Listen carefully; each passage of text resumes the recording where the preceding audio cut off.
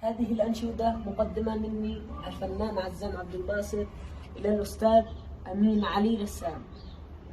Aşkın kalmışız biz bu cihana, düstur sevmektir bizim işimiz. Aşkın kalmışız biz bu cihana, düstur sevmektir bizim işimiz. Allah eder her bir zerremiz, ayar görenden bize ne, ayar görenden bize ne. Yer gök seslenir her daim Allah, benlikten geçelim ya yıgır Allah.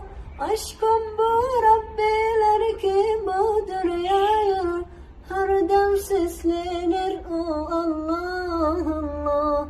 Yer gök seslenir her daim Allah, benlikten geçenin ya yıgır Allah.